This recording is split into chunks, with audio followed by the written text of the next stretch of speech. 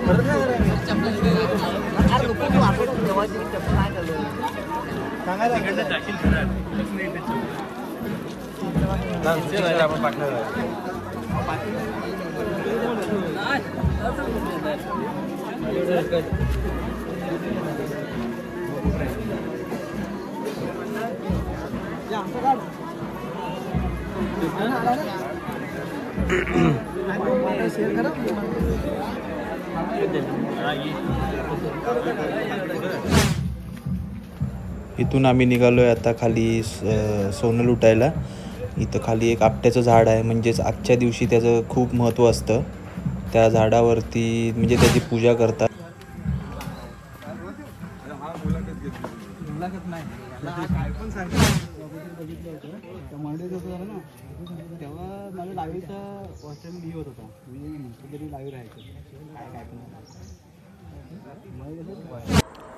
हेच ते आपट्याचं झाड जे तुम्ही बघताय समोर व्हिडिओमध्ये, आणि त्याला लोकांनी वेढा करून उभे राहिलेत. आता त्याची पूजा करतायत. पूजा करून झाले की मग जोरदार त्याच्यावरती मारा चालू करतात, म्हणजे कोयतीने फांदी मारा किंवा असं म्हणजे धक्काबुक्की होते. पण बहुतेक आज जाताच धक्काबुक्की होणार नाही, कारण आज म्हणजे सांगून ठेवली नाही लोकांनी, सगळ्यांनी थोडं थोडं घ्या, व्यवस्थित घ्या. त्याच्यामुळे आपण बघूया. दसरा हा विजयाचा, मंगलतेचा आणि आनंदाचा सण मानला जातो. या दिवशी सोनं लुटणं किंवा आपसात सोनं देणं ही एक खास प्रथा. एकमेकांना सोनं देताना आपुलकी व्यक्त केली जाते. लहानपणापासून मोठ्यांपर्यंत सगळे यात सहभागी होतात. सोनं लुटून घरी आणणं म्हणजे घरात सुख, संपत्ती व सौख्य नांदावे अशी श्रद्धा आहे. सोनं लुटण्याची प्रथा फक्त धार्मिक नाही तर सांस्कृतिक परंपरा आहे. यामध्ये आपल्या परंपरा, संस्कृती व सणांचा खरा अर्थ जपण्याची आठवण करून दिली जाते.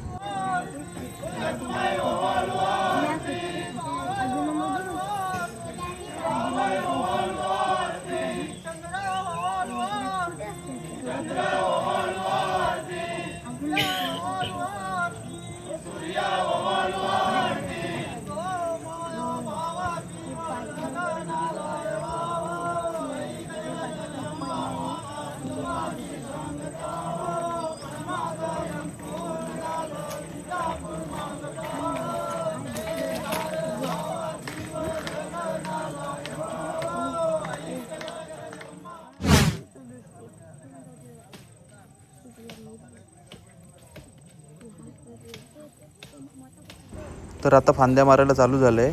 आता लोक अटॅक करतील झाडावरती.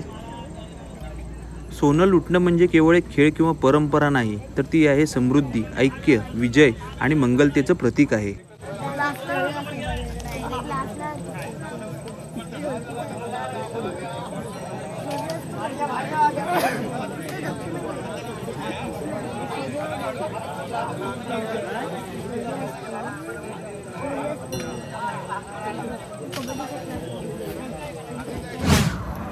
तर आपल्या इथं पद्धत असते की सोन्यासोबत नाचणी, वरी आणि भाताच्या काड्या घेऊन जाणं.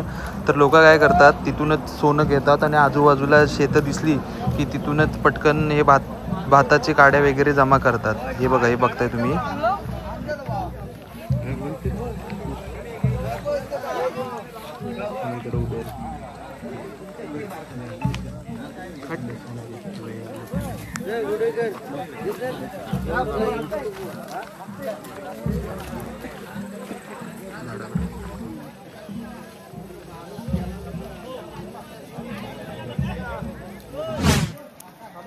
यालाय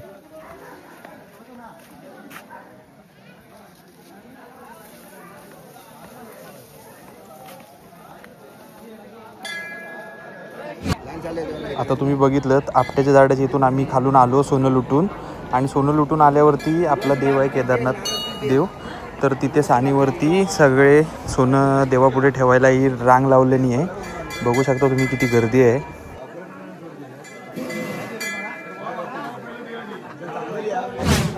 सोनं घेऊन सानेवरती आल्यावरती प्रथमतः इथे आपल्या पायावरती पाणी ओततात आणि लगेचच आपली आरती होते आणि मग पुढे आपण सोनं घेऊन देवाच्या पुढे ठेवायला निघतो.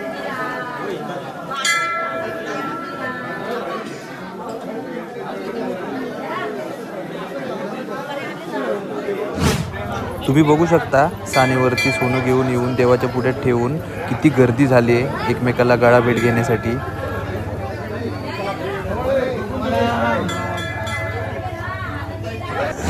सानेवरती देवाच्या समोर वरीच्या काड्या, नाचणीच्या काड्या आणि भाताच्या काड्या देवाला अर्पण करून एकमेकाच्या गळा भेटीला चालू होईल. आता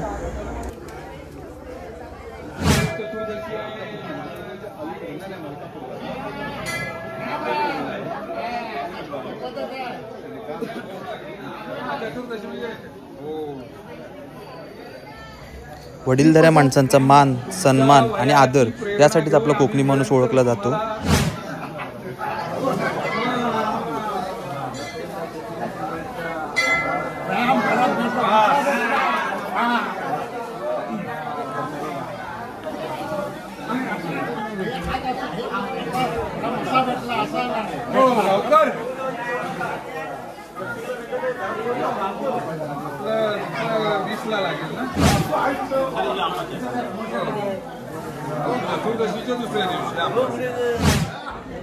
सोन्यासारखं सुख, संपत्ती आणि यश लाभावं म्हणून एकमेकांना सोनं दिलं जातं. जसं सोनं चमकतं तसं जीवन आनंदी, निरोगी आणि तेजस्वी व्हावं अशी शुभेच्छा यातून दिली जाते.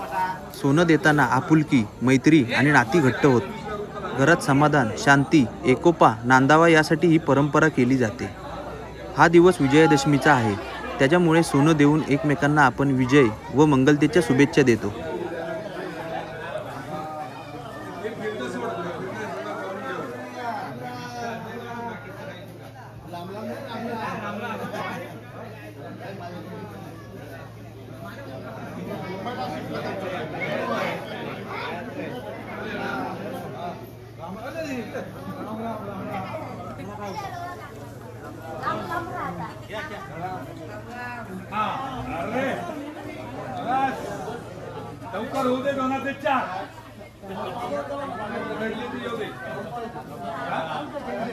आमच्या गौरीचे महत्वाचं म्हणजे आमच्या लहान मुलींना पुरले जातं. ही आहे आपल्या आगव्याची सान आणि हे आहेत आपले पुजारी. हे सगळे इथं देवाचं बघतात. तर आता आपला कार्यक्रम सगळा झालेला आहे आणि आम्ही इथं थांबलोय. आणि आता तिथे ढोल चालू होते, ढोल ताशांचा गजर चालू होता. त्याच्यानंतर मग सगळेजण आम्ही खाली सोनं लुटायला गेलो. पण त्याच्या आधी देवीची ओटी भरली जाते ती सुवासिनी भरतात. बाळ बाकीच्या ठिकाणी सुवासिनी भरतात, पण इथं आपल्या इथं कुवारिका म्हणजे छोट्या मुली 5 वर्षापर्यंत मुली असतात हो, त्या भरतात ना. हो, हो. तर इथं खासियतच ती आहे की 5 वर्षापर्यंत छोट्या मुली असतात त्या इथं आपली देवीची ओटी भरतात. तर त्याच्यानंतर मग आपलं खाली सोनं लुटायचा कार्यक्रम झाला. मग तो सोनं लुटून आता आम्ही आलो, सगळ्यांनी इथं गाठभेट घेतली. त्याच्यानंतर मग आता या गाववाल्यांसोबत आपण चर्चा करत होतो. धन्यवाद.